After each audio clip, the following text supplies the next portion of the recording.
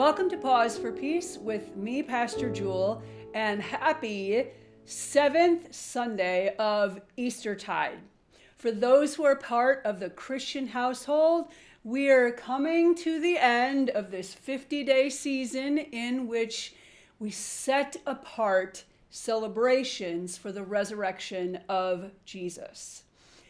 Next Sunday will be Pentecost for all who are part of the Christian household.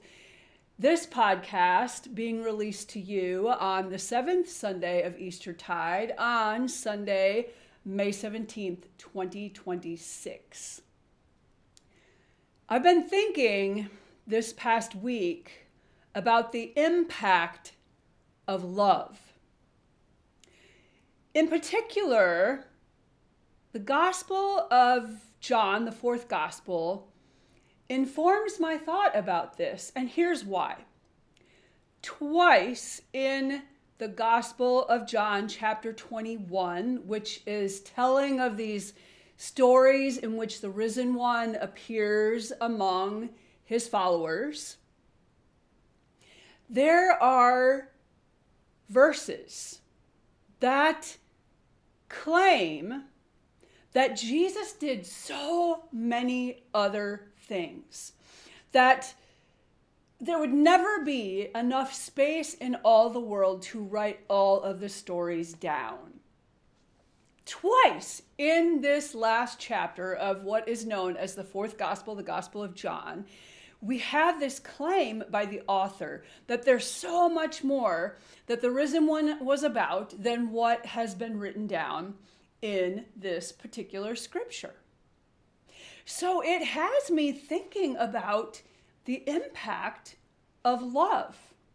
I believe, as do those who are part of Hillwood Presbyterian Church and those who are part of this Presbyterian Church USA, that Jesus is the embodiment, like the full embodiment of love, like living among us in the flesh of our own skin and bones, to show us what it looks like to live as somebody fully steeped in this way of love, which is the way of God. This is how it looks to be caring. This is how it looks in the life of Jesus to be generous. This is how it looks to relate to other people, especially those who may at first glance repulse us, or those we might have all sorts of baggage around, our stereotypes around particular people. In the stories that we have in the scriptures, we see how Jesus relates with others, how pure love actually welcomes and makes stranger into friend, how pure love liberates, sets free, even from the prisons of our own doing, the prisons of our own limited thinking, the prisons of our own guilt, the prisons of our own actions. Love, pure love, liberates us from all of that.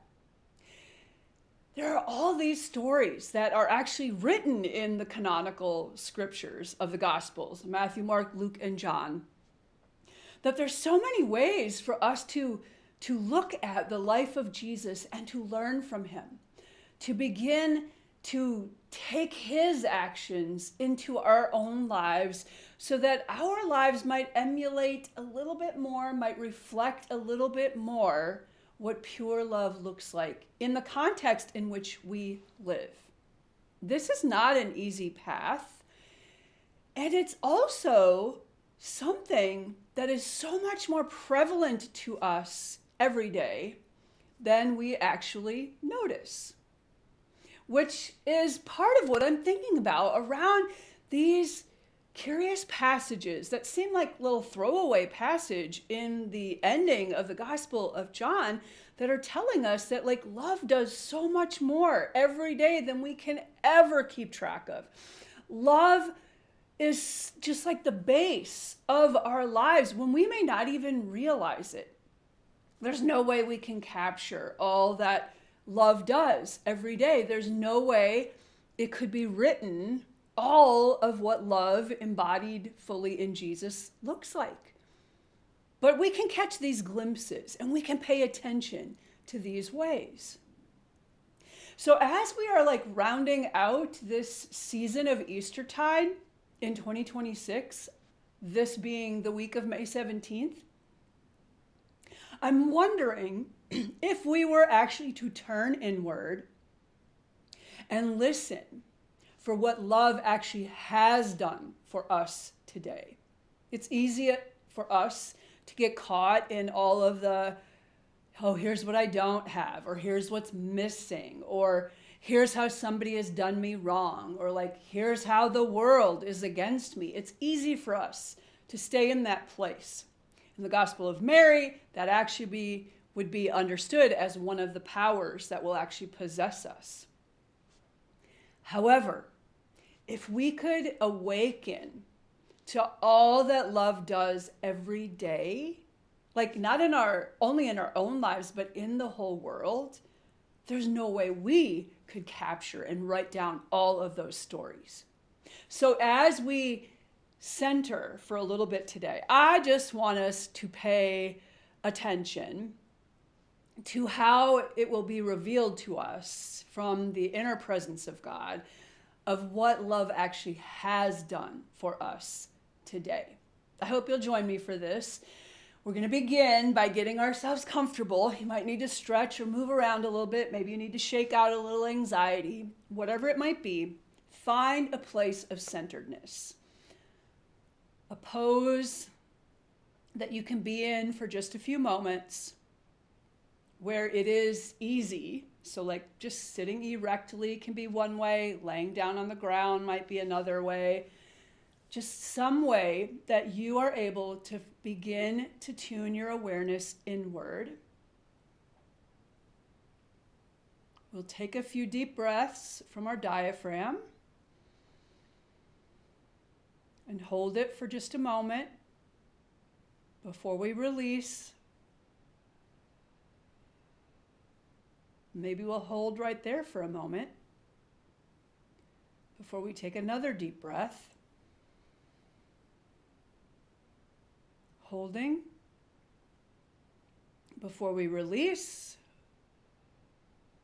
and really begin to settle in, turning your awareness into the space, the energy space of your heart, right there in the center of your chest. This is the bridge, this is the portal between our physical world in which we live and our physical being and our psyche and the actual Spirit of God that lives within us. The heart space is that bridge. So begin to awaken the energy of your heart right there in the center of your chest. You might want to do that by placing a palm on your heart space. And take another deep breath.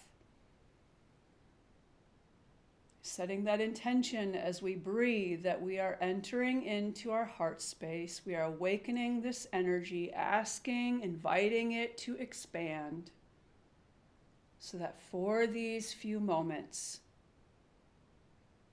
we can interact with the Spirit of God that is within us, with this indwelling presence of God that is in us and that is beyond us as well. But for now, we want to ask this indwelling presence of God, to reveal to me, what has love done for me today?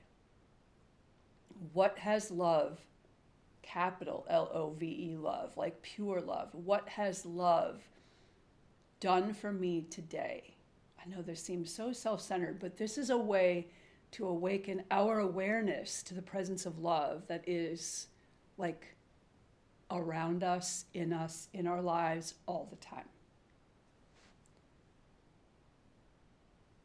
Take another deep breath if you're ever pulled off center, and allow when the release happens to center a little bit deeper into the space of your heart.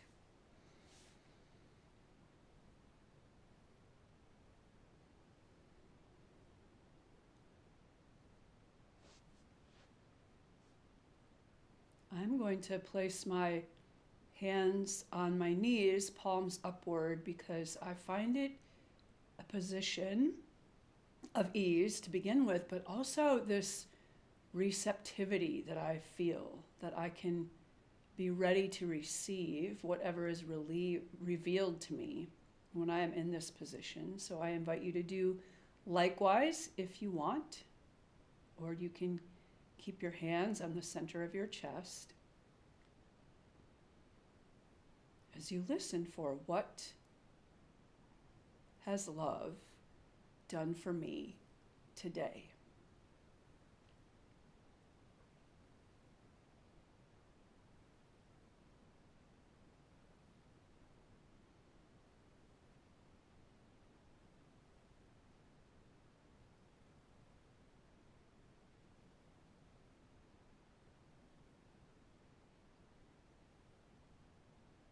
Pay attention to what you're noticing inwardly. You can pay attention to what you're hearing, or even there might be images that come. Not necessarily what we're conjuring up in our brain, but what through the space of our heart and connection with the indwelling presence of God, what is being revealed to us about what love has done for us today.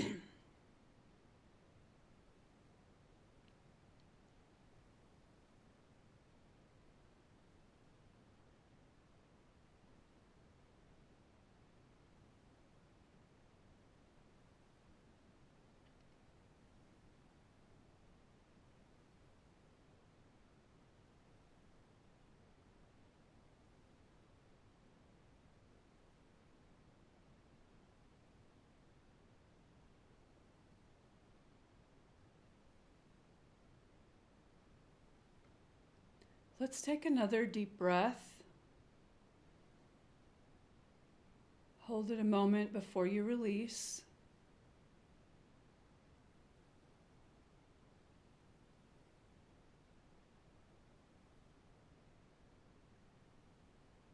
And I invite us inwardly to express gratitude for what has been revealed around what love has done for us today.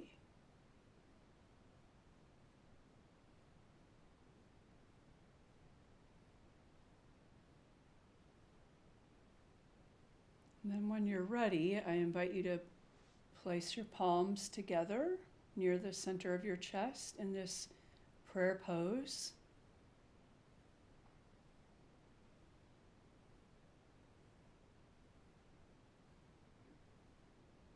And we might actually bow together. And as we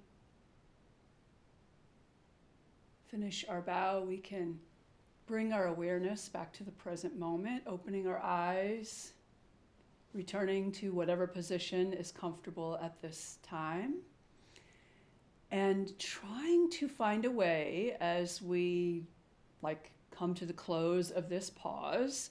Try to find a way, whatever it was has been revealed to you, that you will concretize it, that you will write a sticky note and put it somewhere where you will see it every day, that you will make a note in your journal. Maybe you want to actually go to the art room and take some inspiration from what love has done for you today and put it on a piece of paper in color. Might even be all that you received was a color in and of itself. Find a way to capture, if you will, concretize what you have had revealed to you in this time. especially around this, what has love done for me today? Because when the challenging moments come, when it feels like nobody is on our side, when it feels like we are alone to figure it all out, we can go back to that Post-it note. We can go back to that journal entry. We can look at that piece of art that we have created, the collage or the color in and of itself, and we can be reminded that love does so many things for us each and every day. In my own time of receiving, I was like having these like weird, maybe it was like my brain was having trouble settling down, but I also was having these like weird things kept coming to me.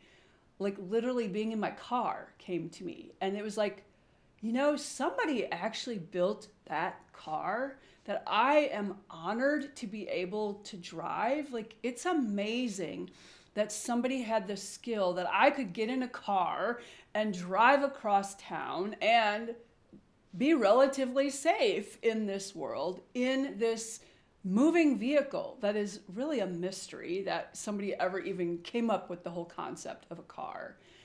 That's something that love has done. Now, maybe the hands that went into building my car did something a long time ago, but somebody actually made sure the gas got to me so that I could put gas or electricity into my car and be able to go. Somebody made the effort of growing food that I eat. Like, I had a beautiful apple before I started recording this podcast. I love to have apples, and like somebody grew that apple and it tasted so good. That is one thing that love has done. And also, I was having this sense of conversations that were taking place, and like it was almost like seeing that I have been listened to and seeing that I was able to listen to others as well. That is one thing love has done, like bringing me together with people I never even knew existed in this world when I was younger, and bringing me together with people who can listen to me, who can like love me, who can care for me, and that I can do the same. It's amazing how love has bound me together with people that I don't even know, some of them from like childhood onward, but yet here in this place, Nashville, Tennessee, there are people that I experience love from them and they receive love from me. This is like incredible, all that love has done for each one of us each and every day. Find a way to keep this question with you. And on those days, if you can't find your Post-it note, your journal, whatever, you can always return to this question again and again and again. It would be a great way to go to bed at night with that last little inward prayer, what has love done for me today? So that I can truly sleep with the nourishment of that knowing.